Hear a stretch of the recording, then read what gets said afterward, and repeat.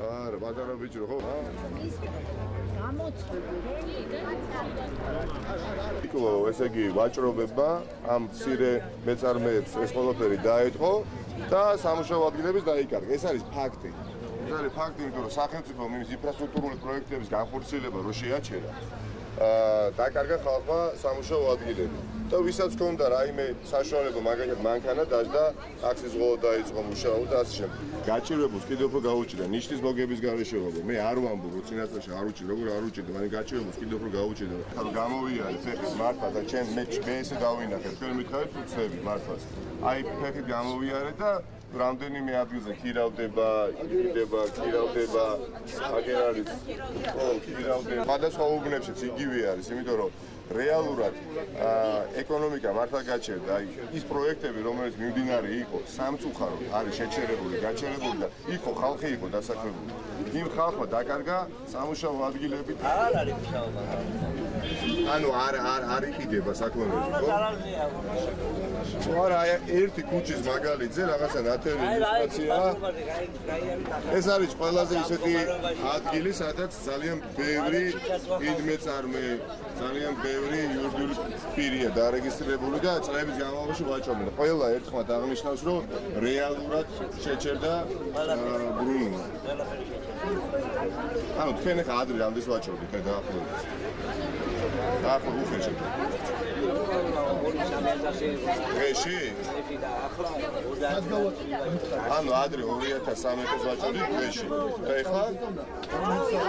100 ლარი, 200 ლარი. დიდესი კონტრასტია და აღმასვლა სამწუხაროდ და ის არის, რასაც მიხედვად ჭირდება ეკონომიკას მართლა გაჯანსაღება უნდა, იმიტომ რომ ეს რეალურად მეტასტაზებით მოედება არა მარტო აი ამ ქუჩას, მთლიანად მთელ ქალაქს და უფრო თვალნათლივი იქნება და ხელშესახები სამწუხაროდ. ეს უკვე ყველაფერი აშკარაა, მაგრამ კიდევ უფრო გაუარესდება თუ შესაბამისი ნაბიჯები არ გადაიდგა. ადრე ყოველდღიურად 500-600, ეხლა 200-250 მეტი. ვერაფერი. ადრე იყო ერთი 3 წლის წინ იყო არავიშავდა. ეხლა ძალიან გავიფუჭდა. ესეც უშუალოა რომ აი ყველა ერთი და იგივე საქმეა. არ ყიდება ხალხური არა, გვიანაძეებს ნახევარი გადაიწყოს.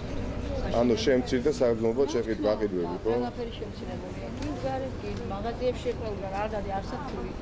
ეს სისტემა არის, რომ ჩვენ ფული აღარ აღარ. აი ეს არის რაც ჭირდება. ღარიბი და საშუალო ფენა აღარ არსებობს.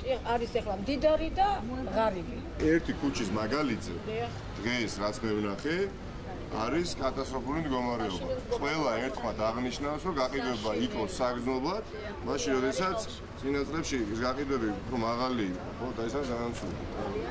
ამას უნდა მიხედვა და ეკონომიკას უნდა გაჯანსაღება და არა დაუშვათ ურთიერთგიშობა და დაპირისპირება და ეს არ იქნება ძალიან ძლიერია ჩვენ უკვე საერთოდ სულ ვაფავთ ფაქტიურად ესეა. აქ დაბლოკებულია საერთოდ. ყველაფერი. ეს რაც ჩვენ ვმუშაობთ, ეს არც ბიზნესია და არც პანებად. ყველაზე საშინელი დღეში არის საქმე იმ მეწარმეებზე შეგესწრება. ყველაზე საშინელი. ჩვენ ახლა ყველაზე მინუსში მივდივართ.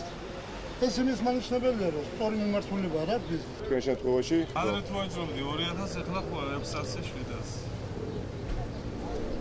აი ზუსტად ამაზეა მორგებულია მთელი ჩვენი ძალისხმევა, რომ რეალურად ერთ ქუჩაზე ხა მე რაც ვნახე დაახლოებით 20 ობიექტში ვიყავი, ერთი და იგივე, ასე ვთქვათ, უხილია, რომ იყოს საგრძნობლად ამ ვაჭრობა. და ამიტომ ნაცოთ იმისა, რომ რეალურად სხვა რაღაცით იყოს დაკავებული სამწუხაროდ ცენტრალური ხელისუფლება, აი ამით უნდა იყოს დაკავებული, რომ ამუშავდეს თბილისი და ამას ვაპირებთ ზუსტად, რომ ამუშავოთ თბილისი, რომ ეს არ არის მუშაობა. თქვენ რასაც შეჩეული იყავით, ეს არ არის და სამწუხაროა. ძალიან სამწუხაროა, როდესაც ესეთი მძიმე სოციალური ფონია დიდუბის რაიონში, ამდენი გაჩერებული პროექტი, ამდენი დაკეტილი მაღაზია და არ ვითარდება ეკონომიურად ეს უბანი და ქალაქი. ამ ადამიანებს უნდა მოუგვარდეთ ეს პრობლემა და მე უბრალოდ ვეუბნები, რომ ჩვენ ზუსტად ის გუნდი ვართ, ვინც ამ პრობლემებს მოაგვარებს და გადაჭრს.